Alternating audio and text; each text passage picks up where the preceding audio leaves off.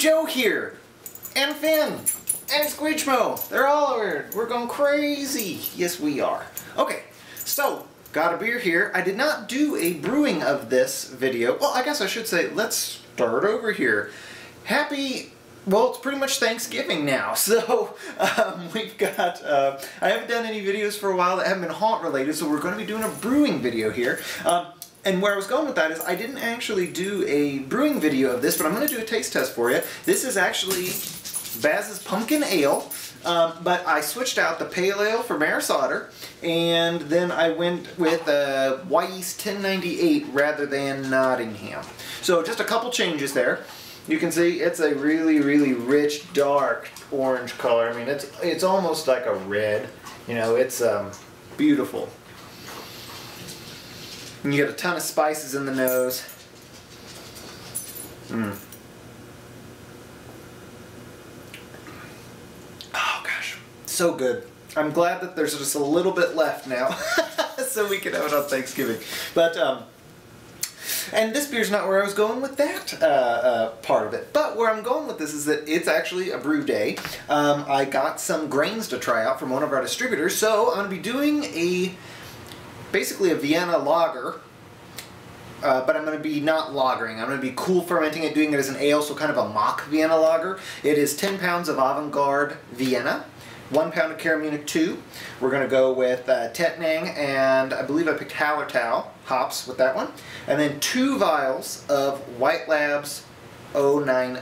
It's the San Diego Super Yeast. I wanted to try that one.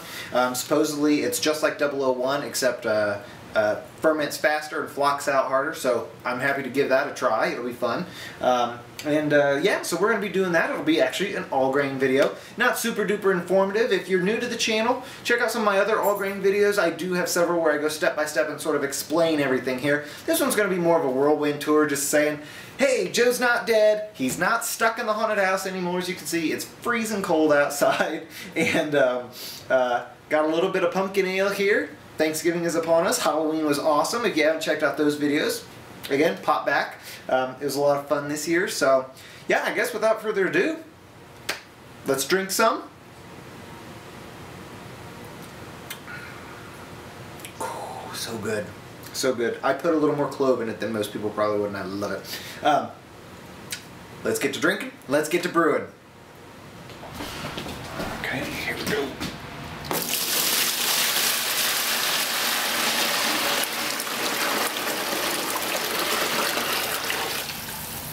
Dun, dun.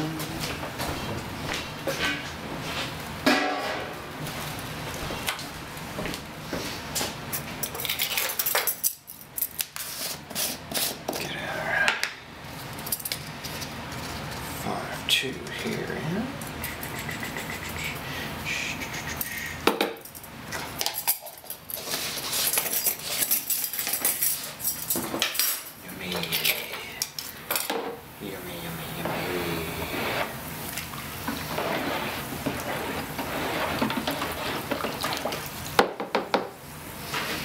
Okay, now onto our grain.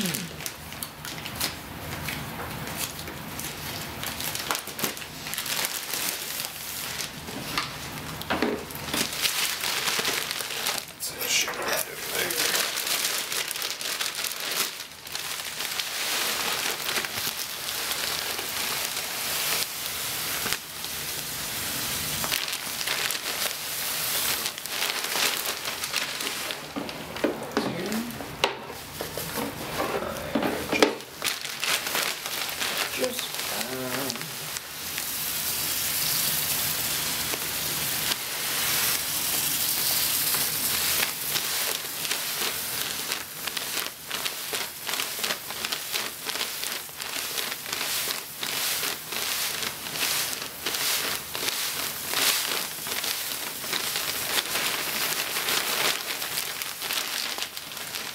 It helps if I get the bag right.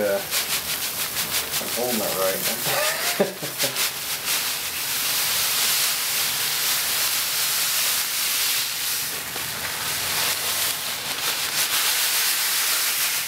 Now we'll do this. Okay.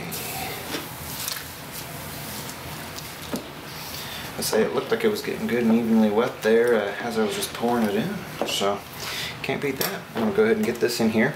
My digital thermometer took a crap on me again, so I think I'm gonna buy, one of my good friends has a all waterproof basically thermometer. I need to get one of those. It's like $100. It's for cooks apparently, like professional kitchens. So that way you can bake with it, you can throw it in soups, you can put it in whatever you need to. Silicone, so it's high temp.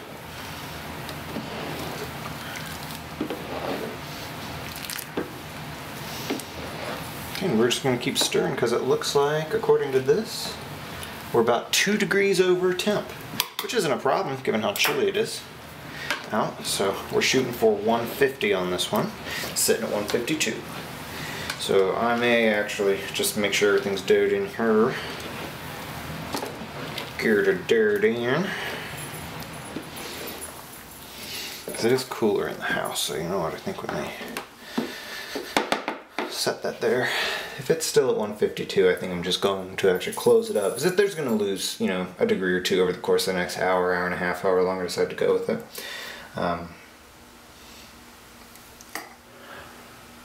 Okay, we're sitting at 151 relatively stably now. And so I think I'm going to go ahead and seal it up. It's going to lose a degree or two over the course of the mash. It's in our kitchen here's a little chilly. So yeah, we're going to close this up and give it a good, probably about an hour and a half or so. Okay, so we have done our saccharification test and it's fine. And now it's time to do the Vorloff. So, without further ado, whoops, as I kick you guys. This whole step is to make sure that it's running good and clear before we dump it into the pot here. I've got my sparge water heating up inside. So, once we get this going here, we'll just dump this right in. I'm going to go ahead and power up the propane burner on a lower setting, and then basically we will get this sucker boiling, get those hops incorporated. So we'll this is kind of a slow process. We'll see you then. Okay, so there we go. It is sparged out. We're getting it heated up. It took a little bit longer than anticipated. We're sitting at about 150 right now, so it's cold out here. We're right by the garage doors open, literally right there. So you can't see it because I got you zoomed in. But so it's a little bit chilly. The sparge took a little bit longer than anticipated, but we are rocking and rolling. I've got the water bottle at the ready. We've got our hops ready to roll, and yeah. So now we're just gonna wait on this to heat up, and once we get rocking and rolling here, I will flip it all back on. So just want to let you know that I haven't forgotten about you. We're still going. It's going to be good. The wort tasted amazing. The first runnings there were just had a beautiful sweetness to it. So I think this one's going to be a really, really good one. A little bit darker than I anticipated, but I was expecting it to be a little bit darker given it was Vienna. And then that pound of Care Munich obviously added a little bit of color to it. I think it should come out, what, like 15 or 16 SRM, I believe, is what Beersmith kicked out. So we shall see once all is said and done, but overall, I'm digging it. See you in a bit. Okay, so here we go. Hop pack number 1. 60-minute here. You know what? I'm going to go over here where my handy dandy spray bottle is, just in the event that we need it, but I'll try to stay out of the light here for you. Yeah, we'll go right over here. This one took a little bit of time to get past the hot break. It was thick, probably at least like an inch or so thick. I haven't quite seen foam that deep on a brew. Not one of mine anyway.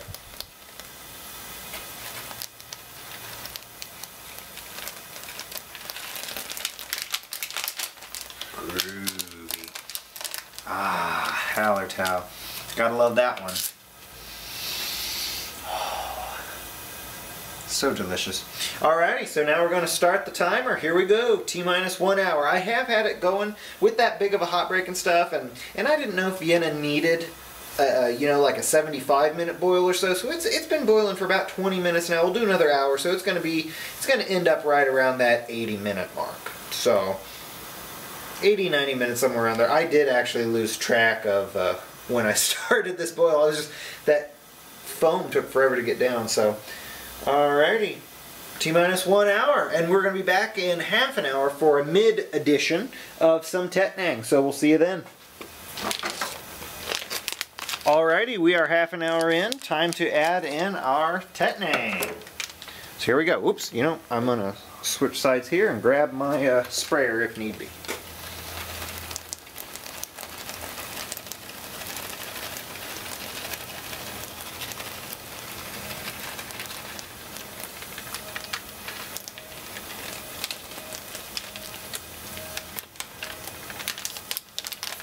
Done and done. So I'll set the timer here for 30 more minutes and we will be finished. Well, we'll begin chilling, you know. At about 15 minutes we're going to throw in the wort chiller. So we will see you when it comes time to chill. So we're chilling everything down now. You can see we got the wort chiller hooked up there. It's about at 80 degrees already, actually, being winter time here in Iowa. It's cold groundwater, real cold groundwater. So we just have a little bit time to go here. Then while this is going to finish down, we're going to sanitize the fermenter and everything else that's going to go in there, the strainer, strain out those hops. And I believe our yeast upstairs is pretty much ready to rock and roll anytime we get a chance. So you can see it's clearing nicely there. So yeah, we're going to pop that lid back on there, give it another couple minutes here while we sanitize everything, and we are pretty much ready to roll. Alrighty, so everything is chilled down now. We've got everything sanitized and in place here, as you can see. My brother Matt is helping me out here. Thank you kindly. So what we do is we dump that through the strainer. We do that to basically aerate it and get all those hops caught. Now we did not disturb the bed there very well, so you can see, well, it's a little bit dark, but maybe through the liquid there's like no hops. It's just super clean. Everything's settled to the bottom. So we'll try to pour it nice and easy so that way the all that stuff stays down at the bottom. But then once we get to that point, we can just flop that in, and we don't have to really worry about it too much because there was so little that actually made it in. You can start to see a little bit starting to come through there. That's all good.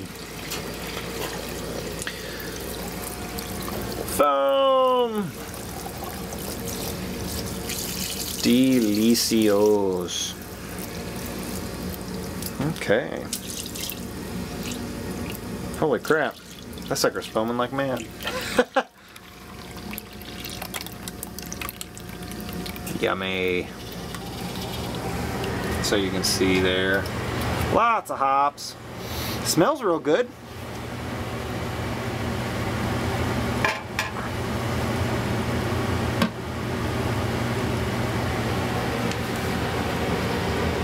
Cool.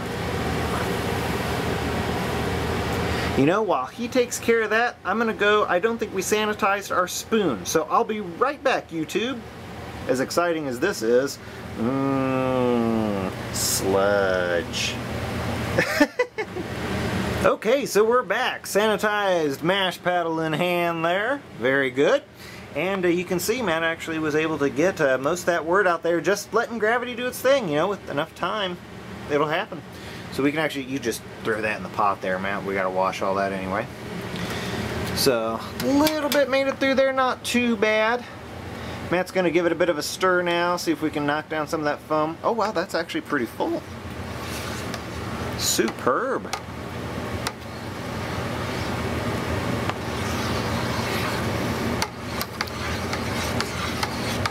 Yummy. So we're gonna have Matt mix this for a little while, get a little bit of oxygen in there, and then we will be back for the hydrometer reading and the yeast pitching.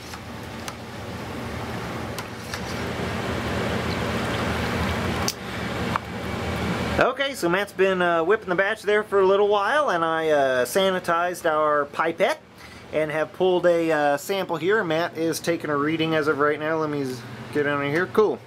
Where are we at, dude? Looks like we are at 1058. 1058? Sweet. I think that's actually 2 points higher than what Beersmith said it would be. So that's good. We got good conversion, and as you can see, the pail is freaking full. We're probably actually at about 5.5 gallons. So we had a very good conversion. So that's a very good problem to have. I think we're actually good to pitch the yeast. Let me check the temperature here.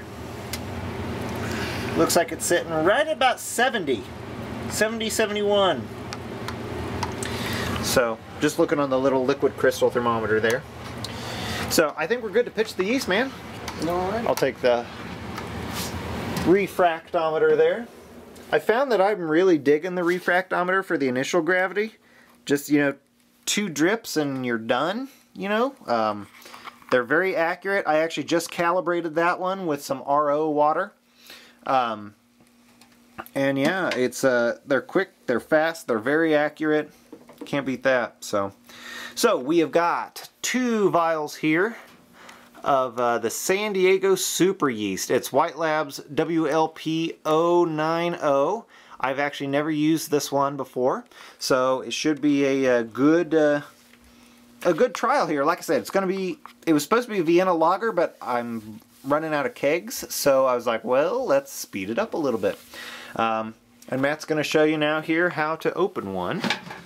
So we've got it there. You go nice and slow, kind of burp it. I tell folks at the store it's like when you drop a warm soda bottle.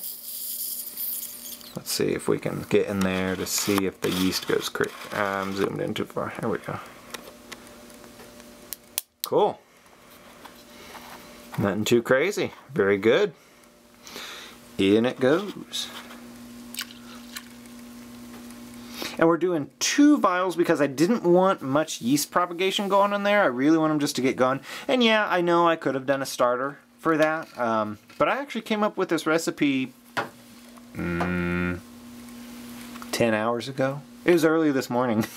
So we got number 2 here.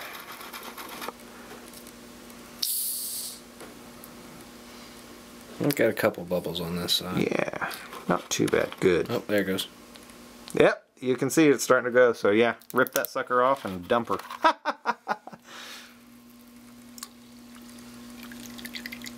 Okay. Figured rather than doing a starter, we'll just pitch a couple vials of good yeast there. We know they're good. If you shop at our store, you know we don't keep yeast around. We get it in and we get it out. So, cool. We're going to throw the lid on this batch here and say goodbye to the lovely foam there, because it's going to foam up more, but we're not going to see that. It's going in the fermentation chamber. I'm going to hold this sucker probably about 65. I want to go on the low end of that yeast, so that way it's good to go. So you can go ahead and close that up, man. And yeah, we'll see you at the fermentation chamber. Alrighty, YouTube, there it is. So with this, with that much yeast in at 1058, I went ahead and just put the blow-off assembly on there into a wine bottle full of water. There, you can see. So in the event it goes and blows out and goes crazy on there, we don't have to worry about it. We've got it in the fermentation chamber. The probe is reading 69 degrees, and I've got it, you can hear it running. I've got it set to cool down everything down. We're going to try to maintain 65 degrees on there. So firm wrap in place, probe in place, airlocks in place.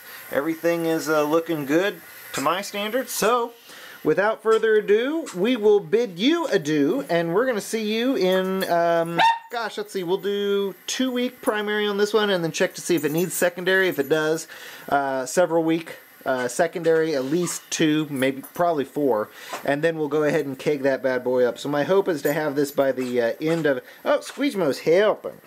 Squeegee helps. Yeah, say I'm the most helpful.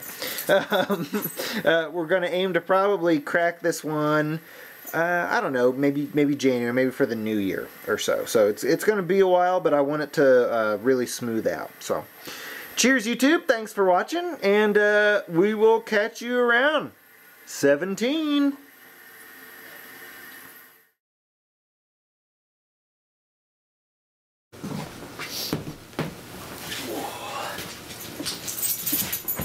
Oh, I'm getting helped. I'm getting helped. No, this is not for you. Or you. Okay, guys. Okay.